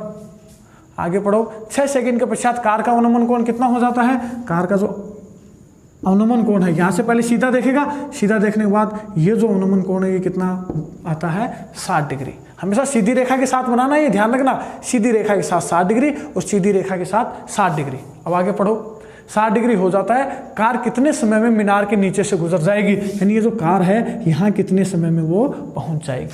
तो ये वाली दूरी कितनी दे रखी है उसने, 6 सेकेंड। तो ये वाली दूरी अपने को ज्ञात करनी है कि यहाँ से वो जो है वो कितनी देर में नीचे से गुजर जाएगी। तो अपन क्या मान लें कि x सेकंड के अंदर वो कार नीचे से गुजर जाएगी। तो अपन को x की वैल्यू फाइंड करनी है। अब ये दोनों रेखाएं एक दूसरे के समांतर हैं, तो ये कोण 30 डिग्री, तो ये वाला कोण भी कितने का हो जाएगा, 30 डिग्री का। ये कोण 60 डिग्री, तो ये कोण जहाँ खत्म हो रहा है वो रेखा से कितने डिग्री का कोण बन जाएगा, 60 डिग्री। या आप ऐसे ध्यान रखो कि जो भी बिल्डिंग से जो कोण दूर है वो कोण छोटा होगा और जो बिंदु पास में है वो कोण बड़ा होगा, यानी ये कोण 30 डिग्री होगा, ये कोण 60 डिग्री होगा। अब आगे पढ़ो क्या बोल रहा है वो, तो कितने समय में नीचे से गुजर जाएगी, यानी अपन को x की वैल्यू फाइंड करनी है। तो सबसे पहले क्या लिखोगे कि माना AB एक मीनार है, तो सड़क जो जहां राजमार्ग CB पर एक समान गति से क्या आ रही है, गाड़ी आ रही है, एक कार आ रही है, कार गति कर रही है। तो अब क्या लिखोगे कि माना जो कार है x सेकंड के अंदर इमारत के नीचे से गुजर जाएगी। इमारत है, मीनार है, तो मीनार के नीचे से, तो माना कार जो है वो x सेकंड में कहाँ से गुजर जाएगी, मीनार के नीचे से गुजर जाएगी।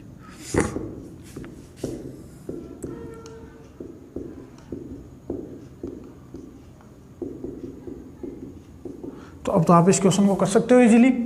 ये x की वैल्यू फाइंड करनी है, तो पहले तो कौन सा त्रिभुज ले लोगे, ADB, फिर कौन सा समकोण त्रिभुज ले लोगे, ACB, और दोनों से दो समीकरण मिलेंगी, दोनों से आप x की वैल्यू फाइंड कर लोगे।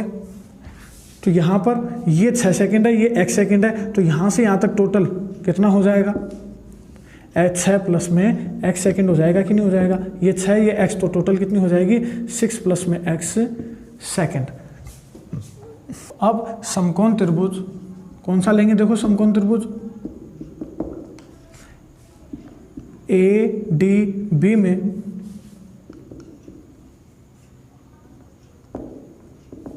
क्या क्या काम आ रहा है। अब आपको देखो ये x अपने को फाइंड करना है, तो एक भुजा और लेनी पड़ेगी। एक भुजा ऐसी भुजा लेनी है जो दोनों त्रिभुजों में काम आ रही हो। दोनों त्रिभुजों में काम आने से ये फायदा होगा कि जो कॉमन भुजा होगी जो दोनों त्रिभुजों में काम आएगी उसकी वैल्यू अपन दूसरे समीकरण में रख देंगे। तो ऐसी कौन सी भुजा है जो त्रिभुज ADB और त्रिभुज ACB में काम आ रही है, ये AB भुजा जो है वो त्रिभुज ADB में भी आ रही है और त्रिभुज ACD में, दोनों में लंब का काम कर रही है। तो इसको H मान लो, क्योंकि ऐसी भुजा की अपने को जरूरत पड़ेगी, ताकि अपन h का मान निकाल के दूसरे त्रिभुज से जो h आएगा उसके अंदर पुट कर दें h की वैल्यू, ताकि अपने पास किसकी वैल्यू आ जाए, x की। अब तो इतना माइंड काम करने लग गया होगा, इतने क्वेश्चन अपन ने किए हैं। तो त्रिभुज ADB के अंदर देखो क्या क्या काम आ रहा है, आधार और लंब, आधार और लंब काम आ रहा है। तो क्या लगाएंगे, tan थीटा की वैल्यू 60 डिग्री, लंब की वैल्यू h और आधार की वैल्यू x। क्लियर है, tan 60 होता है अपने पास √3 h बटे में x, तो h बराबर, ये x भाग में है तो इधर गुणा में, यानी x√3 बराबर h, यानी ये आ गई समीकरण नंबर h बराबर x√3। ये समीकरण नंबर कितनी आ गई अपने पास, 1। अब ये है अपने पास 6 + x, तो अब कौन सा त्रिभुज ले लेंगे अपन, समकोण त्रिभुज ACB में। देखो क्या क्या काम आ रहा है, लंब और आधार, तो लंब और आधार काम आ रहा है। तो क्या लगाएंगे, tan थीटा, थीटा की वैल्यू ACB में देखना है, अब इसको भूल जाना है। समकोण त्रिभुज ए सी बी में देखना है tan थीटा की वैल्यू है 30 डिग्री, लंब की वैल्यू है h और आधार की वैल्यू है x प्लस 6 प्लस x। तो जब अपन इसको सोल्व करेंगे तो tan 30 होता है 1/√3, इसको थोड़ा उधर कर देते हैं। तो tan 30 होता है अपने पास 1/√3 बराबर h बटे में 6 प्लस x। 6 प्लस 1x को 1 से मल्टीप्लाई करेंगे तो 6 प्लस x, h को √3 से करेंगे तो h√3। ये समीकरण नंबर आ गई अपने पास 2। समीकरण 1 से h का मान किस में रख देंगे? समीकरण 2 में। समीकरण 1 से h का मान समीकरण 2 में रखने पर, तो समीकरण नंबर 2 में अगर अपन वैल्यू पुट करें तो अपने पास कितनी आ जाएगी? 6 प्लस x बराबर h की जगह अपन क्या लिख देंगे? x√3। तो h की जगह क्या लिख देंगे? x√3 और 1√3 पहले से भी है। समझ में आई ये? समीकरण 1 से h की जगह अपन क्या लिख सकते हैं? x√3। तो जहां जहां इस इक्वेशन में h है वहां वहां x√3 लिखेंगे। तो h की जगह मैंने लिखा x√3 और 1√3 पहले से था। क्लियर है? यानी अब अपने को x की वैल्यू फाइंड करनी है तो 6 प्लस x बराबर √3 को √3 से गुणा करेंगे तो 3x बन जाएगा। 3x, ये प्लस का x उधर जाएगा तो माइनस का x, यानी 6 इक्वल्स टू 2x, यानी 2x इक्वल्स टू कितना हो जाएगा? 2x इक्वल्स टू 6 ऐसा लिख सकते हैं अपन इसको। यानी x बराबर कितना हो जाएगा? 6/2, यानी x बराबर आ जाएगा 3 सेकंड। सेकंड क्यों? क्योंकि ये अपने को सेकंड में दिया हुआ था, तो ये दूरी भी किस में आएगी? सेकंड में। यानी अब यहाँ से मैं आपसे पूछूं कि जो कार है वो बिल्डिंग से, इमारत से कितनी सेकंड में गुजर जाएगी? 3 सेकंड के अंदर वो वहाँ से गुजर जाएगी। क्वेश्चन समझ में आया अच्छे से? ये अपना आंसर अच्छे से इसको समझो, बस सेम क्वेश्चन है। ये 30 डिग्री, ये 30 डिग्री, ये 60 डिग्री, ये 60 डिग्री, ये अपने को 6 सेकंड दे रखा था, ये अपने को फाइंड करना था। दोनों समकोण त्रिभुज लो, पहले समकोण त्रिभुज से h की वैल्यू निकालो, दूसरे वाले समकोण त्रिभुज से दूसरी समीकरण आएगी, पहले की वैल्यू दूसरी में रख दो तो अपना क्या आ जाएगा? आंसर। हर क्वेश्चन में अपन यही कर रहे हैं। क्लियर है? बढ़ते हैं क्वेश्चन नंबर 26 की ओर। ये है अपने पास क्वेश्चन नंबर 26। इंपोर्टेंट क्वेश्चन है, ध्यान से पढ़ो कि मीनार के आधार से एक सरल रेखा में एक मीनार है ए बी। मीनार के आधार से, यानी इसके आधार से सरल रेखा में, एक सरल रेखा में 4 मीटर तथा 9 मीटर की दूरी पर, तो ये तो है 4 मीटर की दूरी पर एक पॉइंट डी, और एक है 9 मीटर की, यहीं से 9 मीटर की दूरी पर एक और पॉइंट है जिसको अपन नाम देते हैं A B C D E नाम दे दें। 4 मीटर तथा 9 मीटर की दूरी पर स्थित दो बिंदु कौन से हो गए? डी और ई के मीनार के शिखर के उन्नयन कोण पूरक कोण है। अब ध्यान से समझना पूरक कोण क्या होते हैं। डेफिनेशन आप लिख लो, नोट डालो, लिख लो, मैं बोल देता हूँ। पूरक कोण ऐसे कोण होते हैं जिन दो कोणों का योग 90 डिग्री हो, वो दोनों कोण पूरक कोण कहलाते हैं। जैसे मैं बोलूं कि एक कोण है मेरे पास 30 डिग्री, एक कोण है मेरे पास 60 डिग्री, तो दोनों को जोड़ोगे तो 90 डिग्री आ रहा है, तो ये दोनों कोण आपस में कैसे कोण है? पूरक कोण है। तो पूरक कोण वे कोण होते हैं जिन दोनों को जोड़ने पर कितना आ जाए? 90 आ जाए। तो अब आपको करना क्या है? दिमाग लगाना है कि अगर मान लो अपने को ये तो पता है कि ये दोनों कोण पूरक कोण है, इनके जो उन्नयन कोण है वो उन्नयन कोण कैसे कोण है? पूरक कोण है। ये वाला और ये वाले को जोड़ने पर 90 डिग्री आएगा, ये तो पता है। लेकिन अगर मेरे को पहले वाला पता चल जाए कि पहले वाला, जैसे मान लो मेरे को पहले वाले का पता चल गया 50 डिग्री है, तो दूसरा वाला कैसे निकालोगे? सर 90 में से 50 को घटा दो तो बाकी का आ जाएगा कि नहीं? 30 डिग्री। भाई दोनों को जोड़ने पर के ऊपर 40 डिग्री, दोनों को जोड़ने के ऊपर 90 आना चाहिए, तो 50 और 40 90 आ जाएगा। तो अगर मुझे एक कोण पता चल जाए 50 डिग्री है, तो दूसरा 90 में से घटा दूंगा तो दूसरा कोण आ जाएगा कि नहीं? अब मुझे पता नहीं है वो कितना डिग्री है, 50 तो मैंने मेरे मन से माना है। तो अब अपन अगर इस कोण को थीटा माने, तो अगर मुझे ये कोण थीटा पता चल गया तो दूसरा वाला कोण ऑटोमेटिकली कितना हो जाएगा? 90 माइनस थीटा हो जाएगा कि नहीं? समझ में आई ये चीज? जैसे अपन ने पहला कोण मान लो, आप जो बोलो वो अपन मान लेंगे। जैसे मान लो 40 डिग्री मान लो, तो पहला कोण अगर 40 डिग्री है तो दूसरा कोण कितना हो जाएगा? सर 90 में से 40 को घटा दो, दूसरा कोण कितने का हो जाएगा? 50 का हो जाएगा। तो 90 में से तो घटा रहे हैं जो भी कोण है, तो दूसरा वाला कोण आ रहा है, तो 90 में से अगर मैं थीटा को घटा दूंगा तो दूसरा वाला कोण आ जाएगा कि नहीं। थीटा इसलिए क्योंकि अपने को पता नहीं है, तो अपन ने मान लिया थीटा कोण है, तो दूसरा वाला ऑटोमेटिकली कितना हो जाएगा 90 माइनस थीटा। तो जैसे ही वो अपने को पूरा कोण बोलेगा तो आपको ध्यान रखना है कि पहला कोण अगर अपन थीटा मानेंगे तो दूसरा कोण हो जाएगा 90 माइनस थीटा। अब आपको त्रिभुज लेना है, सबसे पहले तो लिख देना इसमें। अच्छा, इसमें ये ऊंचाई भी माननी पड़ेगी, क्यों माननी पड़ेगी? अच्छा, अपन जो पूछा गया है क्वेश्चन में वो भी देखो कि मीनार की ऊंचाई 6 मीटर है, सिद्ध कीजिए। तो आंसर भी इसने पहले ही दे दिया कि मीनार की जो ऊंचाई है वो सिद्ध करनी है कि कितनी है, 6 मीटर। मतलब आंसर दे दिया कि आंसर कितना आएगा, इसका ऊंचाई का 6 मीटर। तो सबसे पहले आप क्या लिखोगे कि सिद्ध करना है। क्या सिद्ध करना है? यानी ये आंसर लेकर आना है। क्या आंसर लेकर आना है कि मीनार की ऊंचाई कितनी लानी है अपने को, 6 मीटर। क्लियर है यहाँ तक? तो सबसे पहले अपन क्या लिखेंगे कि माना मीनार की ऊंचाई h बराबर h मीटर। तो सबसे पहले अपन मीनार की ऊंचाई कितनी मान लेंगे, h मीटर। ये जो h मीटर का मान आना चाहिए वो आंसर उसने पहले से कितना दे दिया, 6 मीटर सिद्ध करना है। तो सबसे पहले कौन सा त्रिभुज लेंगे, त्रिभुज ABD। ABD में लंब है और आधार है, तो क्या लगेगा, tan थीटा। थीटा की जगह थीटा ही आएगा, तो tan थीटा बराबर लंब बटा आधार। ये तो हो गई समीकरण नंबर 1, क्योंकि इसके आगे सोल्व कर ही नहीं सकते। थीटा की वैल्यू नहीं पता तो क्या वैल्यू रखें अपन, तो tan थीटा बराबर है h बटा 4। ये समीकरण नंबर आ गई 1। अब अपन लेते हैं समकोण त्रिभुज ABE में। ABE के अंदर आप देखोगे ये पूरी अपने को ऑलरेडी दे रखी है 9 मीटर, तो इसको भूल जाना। अभी टोटल आधार तो कितना है 9 मीटर और लंब कितना है h, तो tan थीटा लग जाएगा। तो tan थीटा की जगह कितना आ जाएगा इसमें, त्रिभुज ABE के अंदर थीटा की जगह तो आ जाएगा 90 माइनस थीटा बराबर लंब की जगह आ जाएगा h और आधार की जगह आ जाएगा 9 मीटर। क्लियर है यहाँ तक? तो अच्छे से समझना है इसको। यहाँ tan 90 माइनस थीटा 7.2, याद करो 7.2 में tan 90 माइनस थीटा मैंने क्या बताया था, कोट थीटा बराबर h बटा 9। अब ये tan थीटा की वैल्यू रखने के लिए कोट को tan में चेंज करना पड़ेगा, तो कोट थीटा को tan में चेंज करने के लिए कोट थीटा का फॉर्मूला होता है 1/tan थीटा बराबर h बटा 9।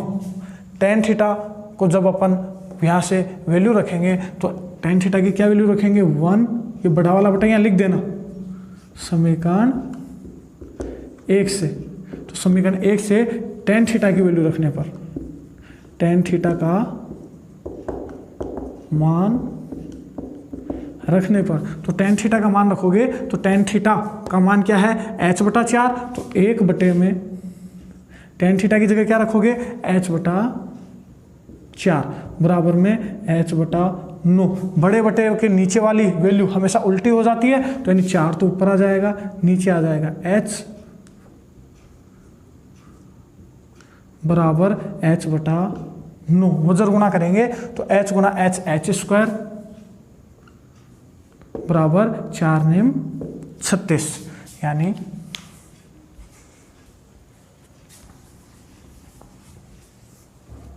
h स्क्वायर बराबर कितना आ गया अपने पास 36, यानी h बराबर स्क्वायर उधर जाएगा रूट में चेंज हो जाएगा, और 36 का रूट कितना होता है 6 मीटर।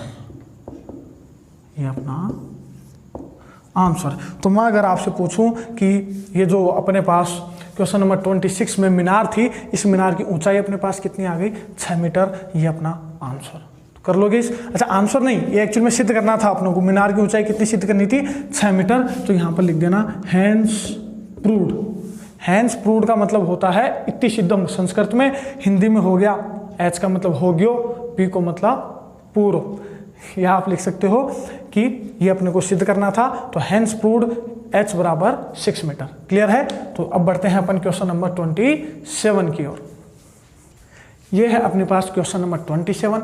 क्वेश्चन नंबर 27 क्या बोलता है कि सड़क के एक ओर, तो सड़क बना लो सबसे पहले। तो ये तो है सड़क का किनारा A और ये है सड़क का किनारा B। अब आगे पढ़ो कि सड़क के एक ओर मीनार, तो एक ओर तो मीनार स्थित है, जिसको अपन नाम दे देते हैं सी, जिसके एक ओर मीनार स्थित है तथा दूसरी ओर एक मकान स्थित है। तो दूसरी ओर क्या स्थित है? एक मकान स्थित है, जिसको अपन नाम दे देते हैं डीबी। अब आगे पढ़ो। मीनार के शिखर से, मीनार के शिखर यानी सी से मकान की छत, मकान की छत, तो यहाँ से, तो पहले तो यहाँ से अपन कहाँ देखेंगे? सीधा देखेंगे। यहाँ से मैं मकान की छत देखता हूँ, तो मीनार के शिखर से मकान की छत और आधार के अवनमन कोण कितने दे रखे हैं? पहले का तो छोटा कोण तो दे रखा है 45 डिग्री और जो बड़ा वाला दे रखा है वो है अपने पास 60 डिग्री। तो अब आगे पढ़ो। तो और यदि मकान की ऊंचाई 12 मीटर हो, तो मकान जो था अपने पास, ये मकान था और ये अपने पास इमारत थी, तो मकान की ऊंचाई अपने को दे रखी है 12 मीटर। तो अपन से इमारत की ऊंचाई ज्ञात करने के लिए बोल रहा है, तो मीनार की ऊंचाई ज्ञात करो। तो मीनार की टोटल ऊंचाई अपन h मान लें। तो टोटल ऊंचाई अगर अपन h माने, ये दूरी यहाँ से यहाँ तक 12 मीटर है। अगर मैं इसको इससे मिला दूं तो ये 12 मीटर है, तो ये भी यहाँ से लेकर यहाँ तक, इसको नाम दे दो आप, ई नाम दे दो। तो ये 12 मीटर है, तो ये भी कितनी हो जाएगी अपने पास? 12 मीटर हो जाएगी यहाँ से यहाँ तक। ये 12 मीटर है, और अगर मैं इसको x मान लूँ यहाँ से यहाँ तक, तो टोटल ऊंचाई कितनी हो जाएगी? h बराबर 12 प्लस में x हो जाएगी कि नहीं? काफ़ी क्वेश्चन कर चुके हैं अपन इस टाइप के। तो सबसे पहले अपन क्या लिखेंगे कि माना मीनार, एक को थोड़ा नीचे लिख लेना, माना मीनार CA तथा मकान DB है।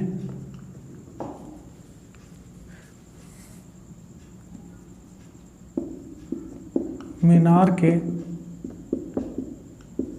शिखर से मकान के शिखर व पाद के अवनमन कोण क्रमशः कितने हैं? अवनमन कोण 45 डिग्री हुआ है,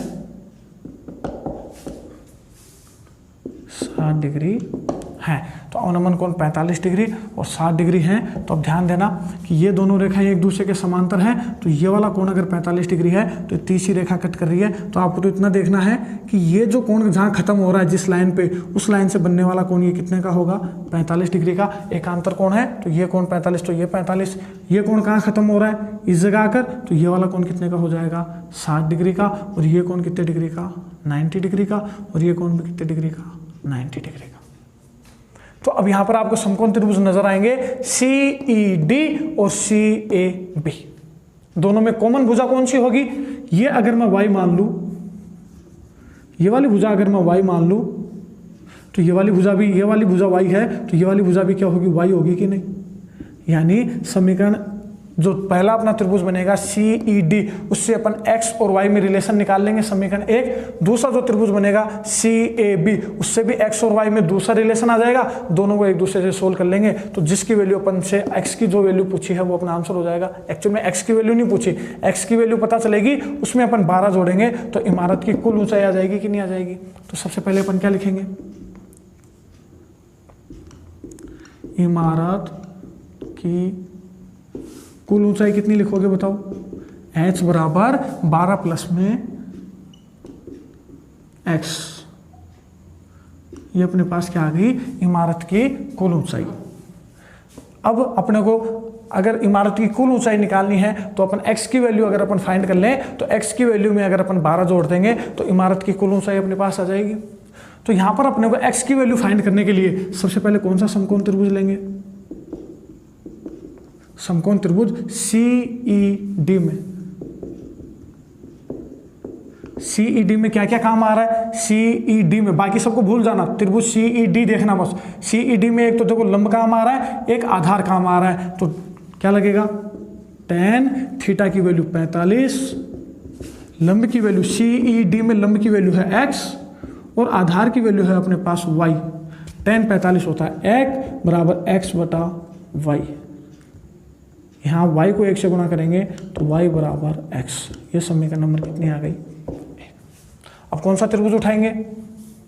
त्रिभुज CAB, ये वाला त्रिभुज, यहाँ से ये वाला त्रिभुज, इस समकोण त्रिभुज के अंदर ये टोटल तो कितनी है अपने पास x + 12, ये टोटल कितनी है अपने पास, जिसको अपन ने h माना है, वो कितनी है 12 प्लस में x, तो लंब तो कितना हो जाएगा 12 + x और आधार कितना हो जाएगा y, यानी त्रिभुज CAB में क्या लगा देंगे tan थीटा, तो थीटा की वैल्यू तो कितनी हो जाएगी 60 डिग्री, लंब की वैल्यू हो जाएगी 12 + x और आधार की वैल्यू हो जाएगी y।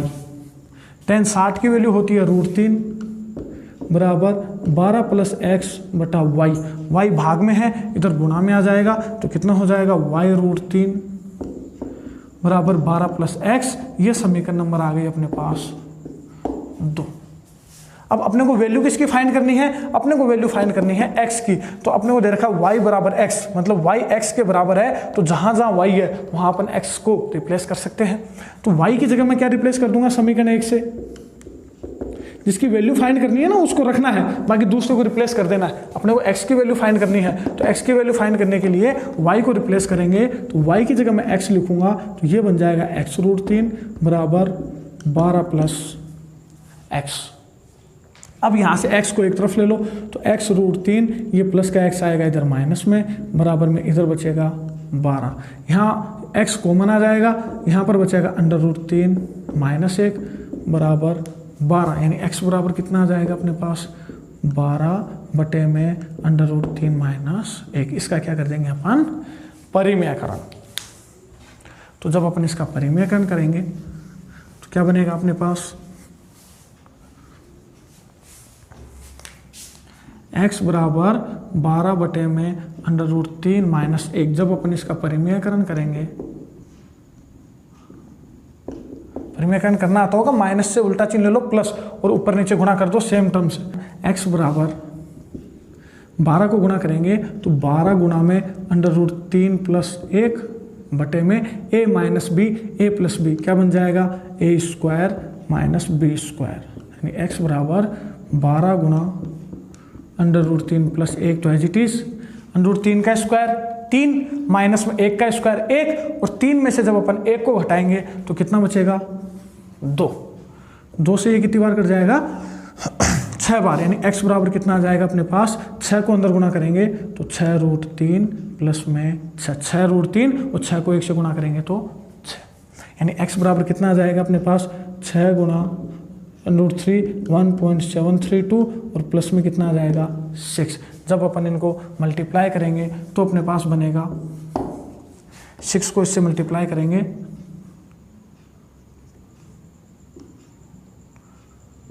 10.392 प्लस में आ जाएगा 6, 10.392 प्लस 6। जब अपन इनको ऐड करेंगे तो अपने पास x की वैल्यू कितनी आ जाएगी 16.392 मीटर। अपने पास किसकी वैल्यू आ गई x की। अब जब अपने पास x की वैल्यू आ गई, अपने को फाइंड करनी थी h की, यानी h बराबर 12 + x, जो समीकरण 1 आई थी, ध्यान दो मैंने मिटा दी है। समीकरण 1 क्या थी अपने पास 12 + x।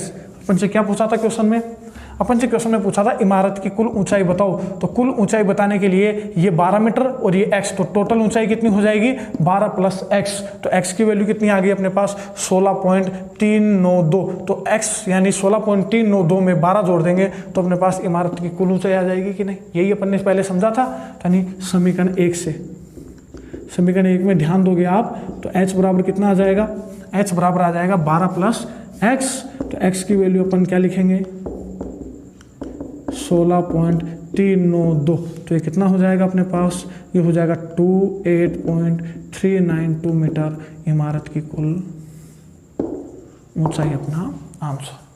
कर लोगे इस क्वेश्चन को, इंपॉर्टेंट क्वेश्चन है, इसको इंपॉर्टेंट लगा लो। और बढ़ते हैं क्वेश्चन नंबर 28 की ओर।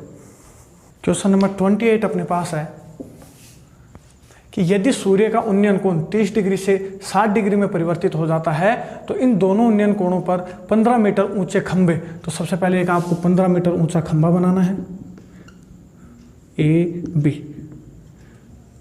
इसके इधर सूर्य है तो इसकी छाया इधर पड़ेगी, तो अब आगे क्या बोल रहा है कि 15 मीटर ऊंचे खंबे की छाया की लंबाई में अंतर ज्ञात करो जब इसका उन्नयन कोण किससे किस में बदल जाता है, 30 डिग्री से 60 डिग्री में। तो मेरे को एक बात बताओ, 30 डिग्री कहाँ होगा और 60 डिग्री कहाँ होगा? बोले सर मैंने आपको पहले बता चुका हूं मैं ये बात, ध्यान से सुनना इसको, कि जो यहाँ से इमारत से जो खंबे से दूर होगा वो कोण हमेशा छोटा होता है और जो कोण हमेशा पास में होता है वो कोण हमेशा बड़ा होता है, जो कि कितना है अपने पास 60 डिग्री दिया उसने। हमेशा ध्यान रखो, किसी भी चीज़ के अपन पास आते हैं तो वो चीज़ बड़ी दिखाई देने लग जाती है। तो सेम एज इट इज यहाँ से जैसे जैसे मैं खंबे के पास आऊँगा तो ये कोण बढ़ता जाएगा, ये ध्यान रखना ये चीज़। तो यहाँ से अपन ये 30 डिग्री लेंगे और ये 60 डिग्री लेंगे। तो उसने पूछा है कि छाया में अंतर बताओ, तो ये छाया में अंतर हुआ, इतना छाया में अंतर हुआ, तो अपन को इस CD की वैल्यू फाइंड करनी है। वीडियो को पॉज करो और आप खुद करने की कोशिश करो। तो ये टोटल कितनी हो जाएगी अपने पास, y प्लस एक्स।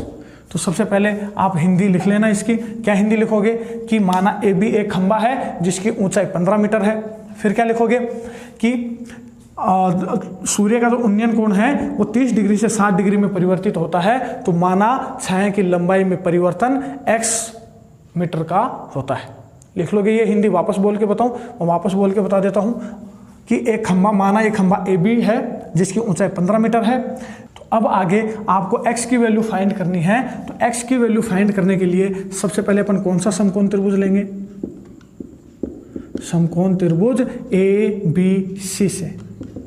देखो ABC में क्या क्या काम आ रहा है, लंब और आधार। तो लंब और आधार क्या बनता है, tan थीटा, थीटा की वैल्यू 60 डिग्री, लंब की वैल्यू 15 और आधार की वैल्यू y। tan 60 होता है अपने पास √3 बराबर लंब 15 और आधार y, यानी y को इधर लाएंगे तो y√3 बराबर 15, यानी y की वैल्यू कितनी हो जाएगी अपने पास 15/√3। तो y की वैल्यू आ गई, इसको नाम दे दो 1।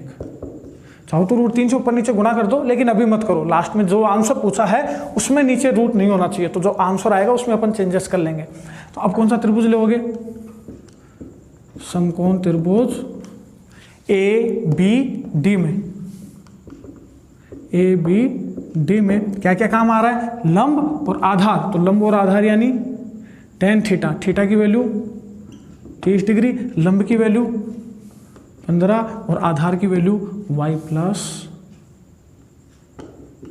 एक्स। tan 30 होता है अपने पास 1/√3, 15 में y plus x. y plus x को 1 से गुणा करेंगे तो y प्लस एक्स, 15 को √3 से गुणा करेंगे तो 15√3। अब यह आ गई समीकरण नंबर 2 से त्रिभुज से 2। समीकरण 1 से किसका मान रख देंगे, समीकरण 1 से y का मान रखेंगे तो y की जगह अपन कितना लिख सकते हैं, 15/√3 प्लस एक्स बराबर 15√3। यहाँ से x की वैल्यू निकालनी है तो यहाँ √3 अपन एलसीएम लेंगे। तो यहाँ पर तो 15 ऐसा का ऐसा, यहाँ पर क्या बन जाएगा x√3 बराबर 15√3। √3 भाग में है तो इधर गुणा में भेजेंगे, तो √3 को जब अपन गुणा करेंगे तो कितना बन जाएगा, √3 गुणा 15 √3। तो √3 को √3 से गुणा करेंगे तो 3 और 15 को 3 से गुणा करेंगे तो 45। तो यानी प्लस का 15 उधर जाएगा तो माइनस में फिर चेंज हो जाएगा। तो यानी x√3 किसके इक्वल आ जाएगा, या x किसके इक्वल आ जाएगा, √3 गुणा में है तो इधर आ जाएगा अपने पास भाग में। यानी अब आगे कैसे सोल्व करोगे इसको, x बराबर, अब नीचे से √3 हटाने के लिए इसको √3 से ऊपर और नीचे क्या कर देंगे अपन, गुणा। तो ऊपर तो बन जाएगा अपने पास 30√3 और नीचे √3 गुणा √3 कितना बन जाएगा 3। 3 से ये कट जाएगा अपने पास 10 बार, यानी x बराबर 10 गुणा √3 का मान होता है 1.732 और जब 10 को अपन 1.732 से गुणा करेंगे तो अपने पास आएगा 17.32 मीटर। यानी बच्चों मेरे को एक बात बताओ कि मैं आपसे पूछूं कि बताओ छाया में अंतर C से D में कितने का अंतर आया छाया में, तो आप बोलोगे सर x का अंतर आया। x का अंतर आया मतलब 17.32 मीटर का अपने पास अंतर आया। यानी जब उन्नयन कोण का मान 30 से 60 में बदला तो छाया में अंतर कितना आया, 17.32 मीटर। ये अपना आंसर। अच्छे से इन क्वेश्चंस को करो। पूरी एक्सरसाइज मैंने कंप्लीट करवा दी है। एग्जाम में कोई भी अगर आपको एग्जाम्पल नहीं आता है, आप कमेंट बॉक्स में मुझे बताइए। डिस्क्रिप्शन में मैंने व्हाट्सअप नंबर दे रखे हैं, आप मुझे व्हाट्सअप करके बता सकते हैं। क्लियर है? अच्छे से मेहनत कीजिए और एग्जाम में अच्छे से परफॉर्म करके आइए।